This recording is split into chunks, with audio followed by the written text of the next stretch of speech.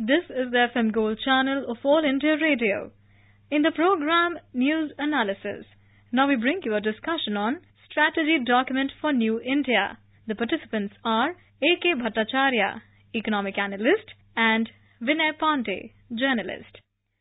Niti Aayog released its strategy for New India at the rate of 75, basically putting out a vision document for 75 years of India's independence.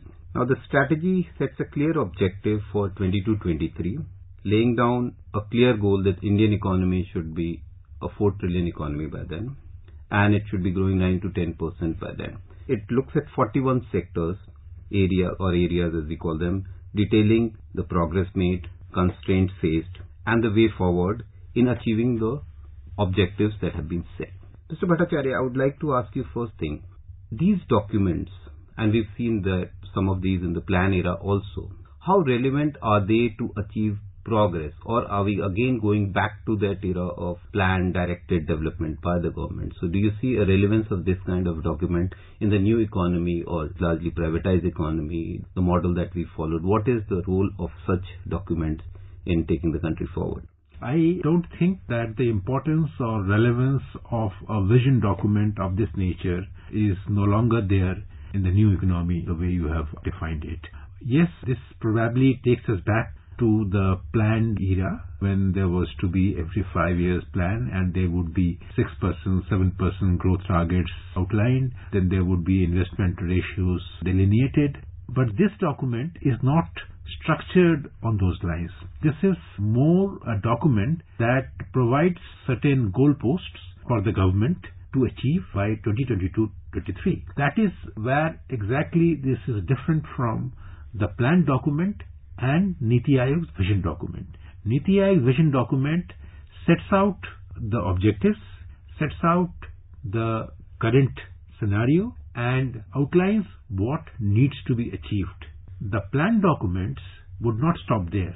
Plan documents would also outline the objectives, explain the current situation as it prevailed then, and then it would actually present what are the specific measures, what are the specific investment requirements for each sector that you need, what will be the contribution of the private sector, what will be the contribution of the state sector. Now, those detailing are not there in this vision document. This vision document stops at outlining what needs to be achieved, but it does not indicate in what way and how and where those resources will come from. So I think the two documents look similar in their approach, but in their detailing, they are quite different. And I still maintain that a vision document of this nature is important and relevant because for any government, you need certain goals, certain objectives that you need to achieve. And therefore, I am not at all questioning the relevance or the importance of such a document, even though we are no longer a planned economy. The instrument that is used to achieve the government's objective is largely the budget. Now, do you see that that kind of detailing is needed where the next budget that comes adopts these goals and sets benchmarks so that these goals are actually achieved, detailing how over the 5 years the budget is going to allocate resources, take reform measures or any other details so that the policy side of it actually ties up with the vision that has been put out? Yes, I think for budget making, this document will probably be a kind of a reference point. Take, for example, the goal that the economy must grow on an annual average rate of 8%. Now, that to my mind sets the pattern or the blueprint for the next 4 or 5 budgets that need to come, because always in the back of the mind of the finance minister, this vision document, if it is indeed adopted by the government as the Bible for economic growth for the next 5 years, then the finance ministers who are to present their full budgets, not interim budget that's going to be present in February, would have to keep that in mind. Take the question of the tax to GDP ratio. Now, this vision document says that tax to GDP ratio must go up from 17% of GDP, which is the center and the states. Now, this is another point I would like to make, that this is different from the plan document and the vision document.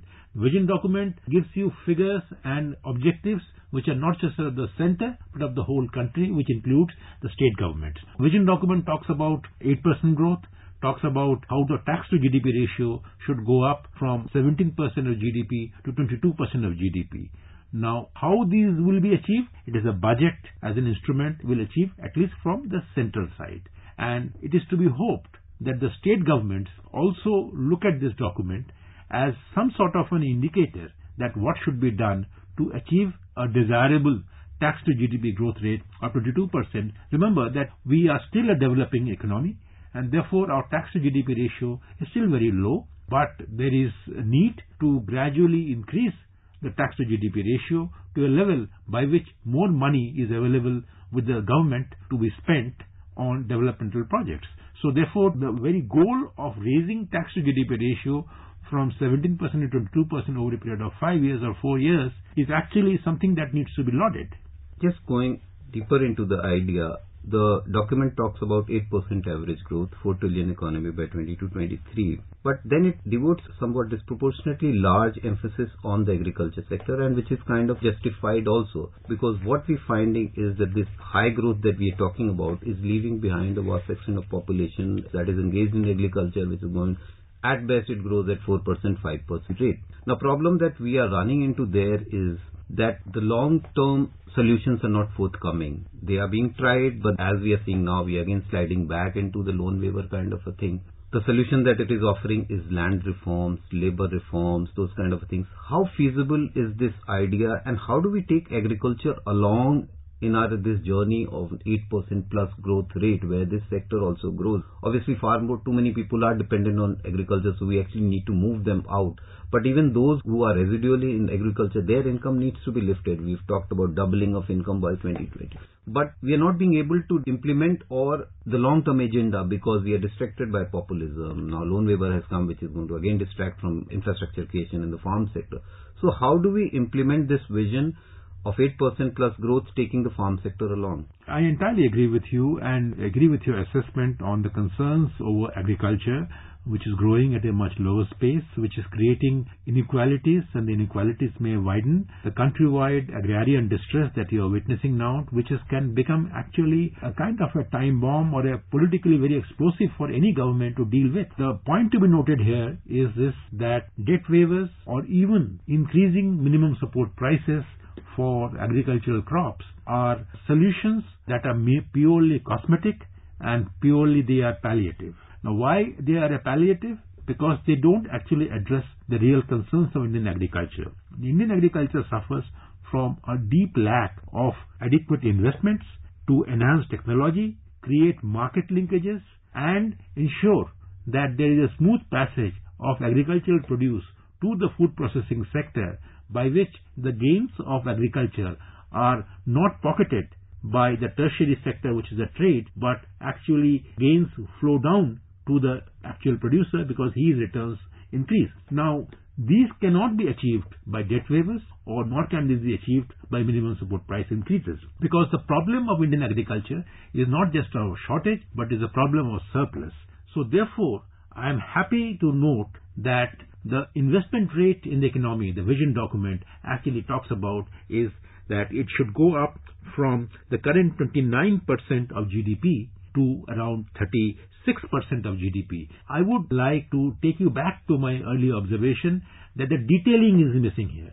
Now, if investment rate has to go up from 29% to 36%, and whatever incremental capital output ratio that you maintain, you have to make sure that the bulk of this investment incremental investment must be directed towards Indian agriculture and also to rural infrastructure, to which this vision document also draws attention. Because rural infrastructure, by which you can link the rural produce, agricultural produce to the urban markets. So these are all integrated issues.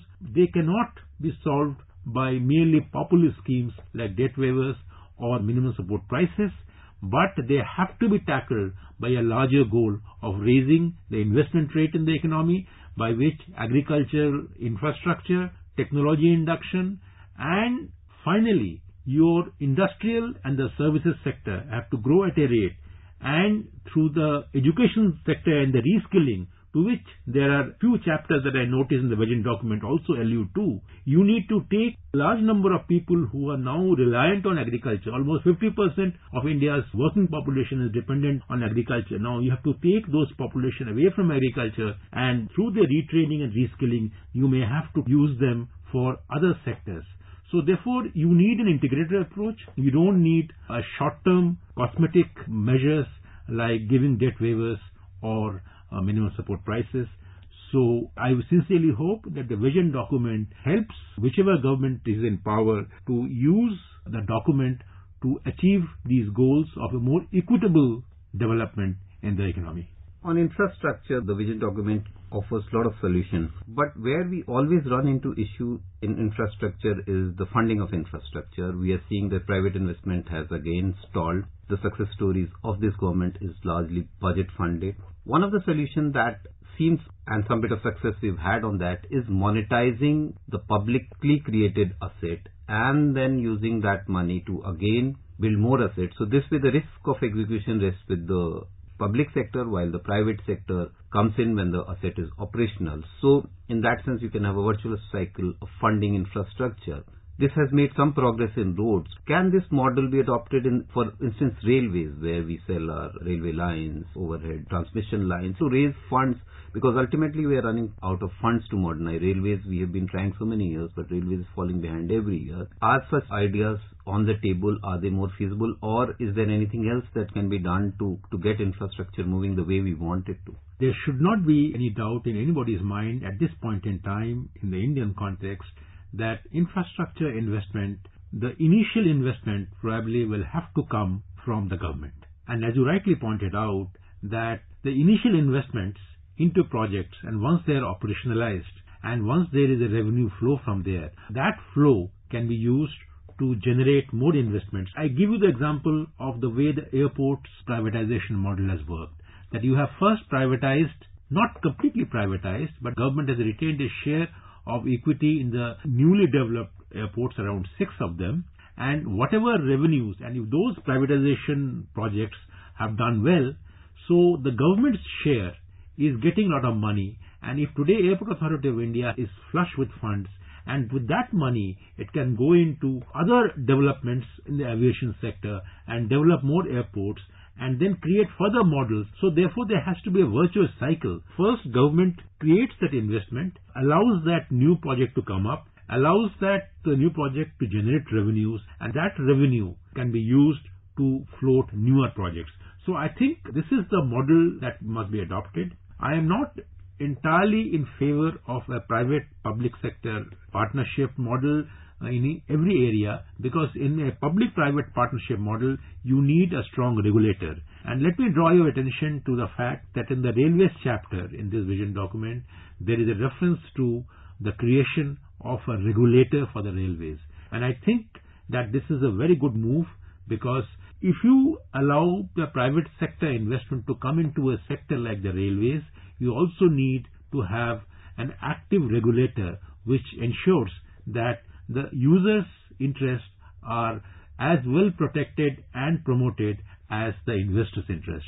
So therefore, the importance of the regulator and the vision document's options on further railway reform are very clear, and I think there is a clear hint there that at some point railways also should need some private sector investment in specific areas, which of course need to be regulated, without which you will not get the full benefits of such private efforts. Let's see whether everyone has a stake in this and how they adopt. Thank you very much. You were listening to a discussion on Strategy Document for New India. The participants were A.K. Bhattacharya, Economic Analyst, and Vinay Pandey, Journalist. This program was produced and presented by the News Services Division of All India Radio. This program is also available on our website, newsonair.nic.in. You may email your opinion about this program at airnsdtalks@gmail.com.